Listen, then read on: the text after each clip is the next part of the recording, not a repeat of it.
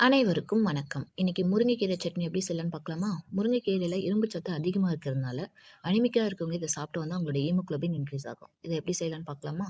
ஒரு வாணல்ல எண்ணெய் ஊத்தி, எண்ணெய் சூடானதும் கடலைப்பருப்பு, உளுத்தம் பருப்பு, வெங்காயம், பூண்டு, வரமிளகாய் போட்டு நல்லா மிக்ஸ் பண்ணுங்க. நல்லா மிக்ஸ் ஆனதுக்கப்புறமா கொத்தமல்லி விதை, தக்காளி. தக்காளி முழுசா போட்டா தான் முருங்கைக்கீரை வதங்கும். இல்லன்னா வதங்காது. அதுக்காக தான். கொஞ்சம் உப்பு போட்டு நல்லா வதக்குங்க.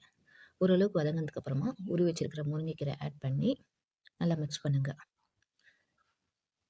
ஓரளவுக்கு வதங்குனதுக்கு அப்புறமா தேங்காய் தேங்காய் துருவி போடுறத விட இந்த மாதிரி கட் பண்ணி போட்டு நல்லா மிக்ஸ் பண்ணுங்க.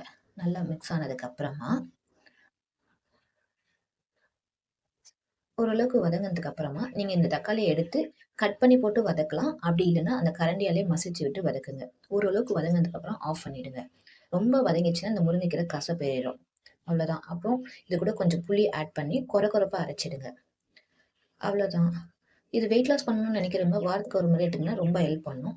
அப்புறம் ஒரு தாளிப்பு கரண்டியில எண்ணெய் ஊத்தி எண்ணெய் சூடானதும் உளுத்தம்பருப்பு, கடுகு, சீரகம், கருவேப்பிலை போட்டு தாளிச்சிடுங்க. அவ்வளோதான். ரொம்ப சுவையான அண்ட் ஹெல்த்தியான முருங்கைக்கீரை சட்னி ரெடி.